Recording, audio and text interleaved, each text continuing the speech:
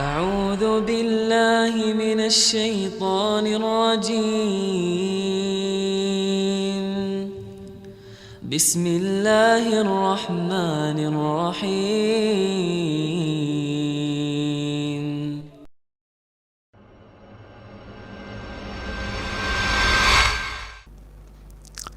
Oleh karena itu hadirin yang Allah muliakan,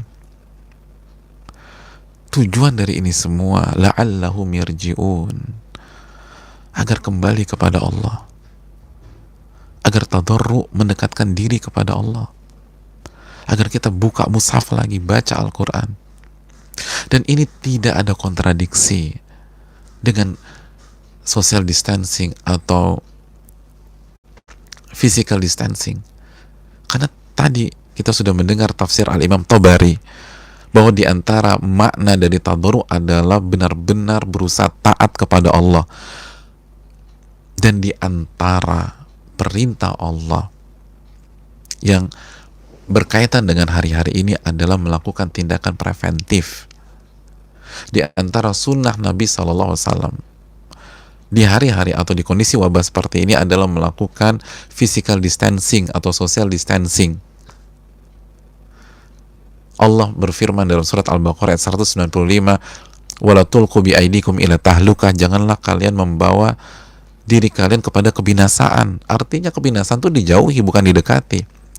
Kalau kerumunan orang itu adalah tempat ditularkannya COVID-19, jangan masuk ke sana, kata Allah. Nggak boleh.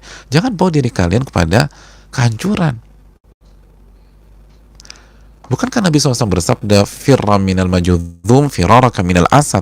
Anda harus menjauh dari penderita kusta atau lepra sebagaimana Anda melarikan diri dari seekor singa. Bukankah itu social distancing atau physical distancing? Jaga jarak sosial agar yang positif atau yang menderita, baik ada simptom atau tidak ada simptom, tidak menularkan kepada kita. Kan itu yang diinginkan Nabi, menjauhlah dari penderita kusta atau penderita lepra. Bukankah Nabi SAW mengatakan jika ada wabah di sebuah negeri jangan masuk, dan kalau sudah ada di sana jangan keluar?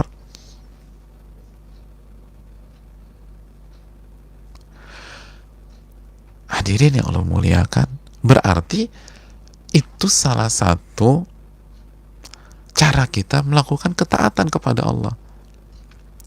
Tapi nggak berhenti sampai di sini saja.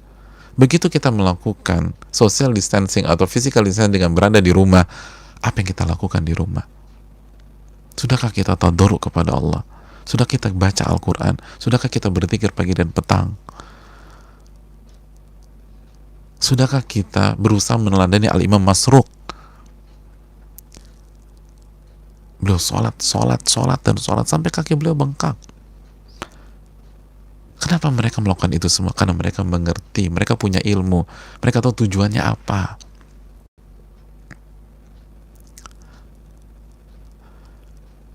Tujuannya bukan sebatas kita melewati kondisi pandemi dengan selamat, bukan. Karena kalau tujuannya itu, kesian saudara-saudara kita yang positif dan sudah meninggal dunia. Kalau parameter keberhasilan, kesuksesan kita selamat, berarti mereka gagal dong. Kalau yang juaranya yang selamat, padahal bukankah Nabi memberikan kabar gembira kepada mereka bahwa mereka mendapatkan pahala syahid, orang yang mati syahid, jika mereka sabar dan ikhlas dan yakin kepada takdir Allah Subhanahu wa Ta'ala. Mereka nggak gagal, justru mereka berhasil. Kenapa? Karena mereka dapat poinnya, mereka dapat pesannya, tadarru. Maka begitu mereka sakit, mereka tadarru kepada Allah Subhanahu wa Ta'ala. Sedangkan kita yang sehat nggak dapat tujuannya. Dan kita nggak ridho kalau saudara kita yang meninggal karena COVID atau penyakit lain, suami kita yang meninggal karena COVID atau penyakit lain, istri kita yang meninggal karena COVID atau penyakit lain, orang tua kita atau anak kita dinyatakan gagal, kita nggak ridho. Kita berharap mereka berhasil meraih pahala dari Allah Subhanahu wa Ta'ala. Maka parameter juara bukan melewati ini dengan sehat. Parameternya siapa yang tadarru kepada Allah, siapa yang mengembalikan ini ke iman, siapa yang mengembalikan ini ke tauhid, siapa yang mengembalikan masalah ini ke pencipta COVID-19, lalu berusaha menjaga diri.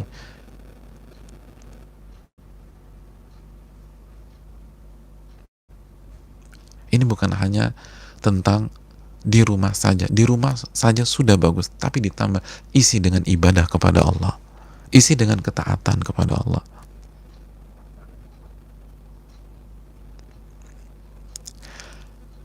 Jangan pergi ke tempat keramaian, sudah benar, itu sunnah Nabi.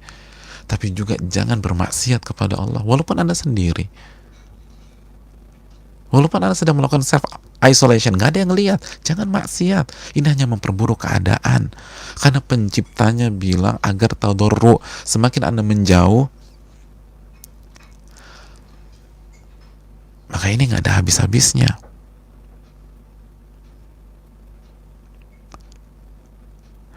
Dan kalaupun Allah angkat, sedangkan kita tidak dapat poinnya, kita tidak dapat pesannya, kita tidak dapat message-nya, itu isi droj jamaah. Coba kita lanjut, kita buka lagi Al-An'am 42, lalu renungkan 43, lalu renungkan 44. Apa tadi firman Allah dalam 42? Fa'akhadnahum bil ba'sa'i wa dharra la'allahum yatadarra'un. Kami berikan mereka musibah, ujian, sakit, pandemi seperti ini agar mereka tadarru kepada Allah. Lanjutkan ayatnya 43. Apa yang Allah firmankan di dalam ayat ke-43? Coba kita buka mushaf kita, hadirin. Buka mushaf kita di ayat ke-43.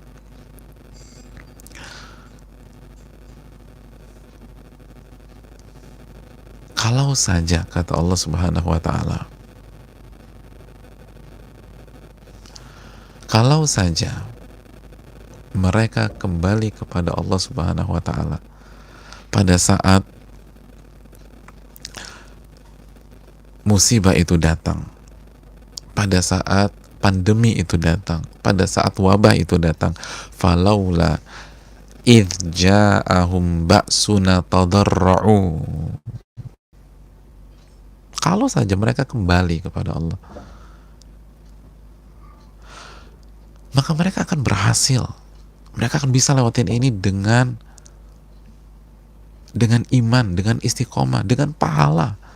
Tapi apa kata Allah? Walakin, tapi yang terjadi, qasat qulubuhum, hati mereka telah beku. Hati mereka nggak lembut, beku, hati mereka mati. Udah dengan begini nggak sadar juga, nggak sujud juga kepada Allah, nggak kembali kepada Rabbul Alamin.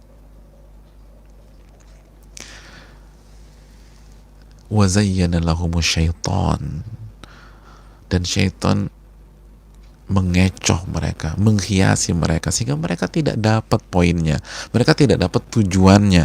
Maka nu ya'malun. Buka ayat 44, hadirin. Saudaraku, buka 44. Falamma nasu ma dzukiru bihi fatahna alaihim abwaba kulli syai'. Dan ketika mereka lupa dengan peringatan-peringatan kami yang kami berikan kepada mereka, fatahna alaihim abwaba kulli syai'. Allahu Akbar. Allah justru bukakan fasilitas dunia buat mereka. Allah bukakan fasilitas dunia untuk mereka. Dibuka. Hatta idza farihu bima utu. Jadi hadirin, mungkin ada orang mengatakan, tapi teman gue dia nggak sholat, dia nggak kembali kepada Allah, ternyata sehat-sehat aja, fine-fine aja. Bisa aja. Ini ayat ke-44. Mereka lupa. Mereka nggak kembali kepada Allah. Terus Allah langsung azab mereka? Enggak. Enggak sesimpel itu. Justru bisa jadi Allah justru bukakan fasilitas dunia, bukakan kesehatan dunia. Fatahna alaihim abwaba kulli syai'. Allah bukakan agar mereka merasa cara mereka yang salah itu benar.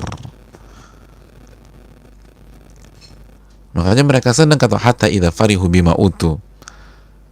Sehingga ketika mereka sudah senang dengan apa yang mereka lakukan, gue nggak sholat fine-fine aja, ternyata bisnis gue lancar di saat semua berguguran, dan gue nggak pernah baca Al-Quran sama sekali. Begitu kepedean. Akhadnahum baghtatan fa idzahum mublisun. Kami hempaskan mereka, kami azab mereka dengan mendadak, dan mereka shock dengan itu semua. Mereka shock dengan itu semua. Mereka nggak siap. Mereka sudah terbuai dan tenggelam dengan perasaan sudah benar dan sudah baik, karena mereka melewati hari-hari sulit dengan maksiat dan tidak kembali kepada Allah, dan mereka nggak kena apa-apa. Bahkan mereka untung. Mungkin sebagian mereka bergerak di usaha yang benar-benar lagi dibutuhkan, seperti APD. Yang lain jatuh, untung. Tentu saja nggak semua. Dan saya katakan mungkin, ini sebagai contoh saja. Lalu nggak sholat, nggak ingat Allah, nggak berzikir, sukses. Dan dia juga nggak ada sama sekali,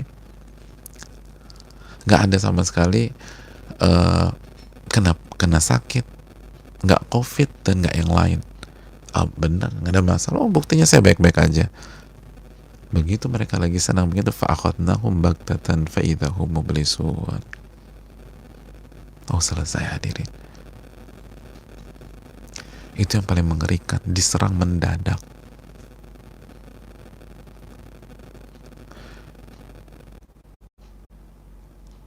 Semoga kita tidak terkena virus ini, dan semoga Allah jaga kita semua. Tapi paling tidak kalau kita berusaha cari hikmah dan sisi positif bagi yang terkena, paling nggak kan Allah, virus ini masih kasih kesempatan kita untuk berjuang, untuk kembali kepada Allah, untuk memperbaiki daya imun. Yang lebih mengerikan dari virus ini kan ketika kita nggak dikasih kesempatan lagi, langsung dicabut, dan pada saat itu kita berlumuran dosa dan maksiat. Oleh karena itu saudaraku yang Allah muliakan, jangan sampai salah menangkap tujuan, jangan sampai salah menangkap pesan dari Allah. Jangan bukannya kita menuju jalan keluar dari pandemi ini, justru kita melangkah ke arah yang menjauhkan kita dari jalan keluar. Karena tujuan ini semua adalah la'allahum yatadarra'un, la'allahum yarji'un. Oleh karena itu mari kembali kepada Allah. Ini momentumnya. Ini momentumnya sujud kepada Allah. Ini momentumnya ruku kepada Allah. Ini momentumnya memperbanyak sholat. Sholat sunnah. Bagi yang dulu nggak sholat, sekarang waktunya sholat wajib. Yang sholat wajibnya bolong-bolong, tobat kepada Allah, sholat wajibnya full. Lalu setelah sholat wajib, mulai dari rawatib, qiyamul lail, jaga sholat witir, lalu duha, lalu lamakan sujud-sujud kita di hari-hari ini, minta sama Allah, minta keselamatan, minta agar bangsa ini dijaga oleh Rabbul Alamin, minta agar yang positif disembuhkan dan diberikan kesabaran sehingga bukan hanya sembuh, tapi sembuh dengan bergelimang pahala. Dan semoga yang sehat tidak dibuat drop dan jatuh dalam COVID ini. Dan doakan pejuang-pejuang medis kita yang berjuang di red area,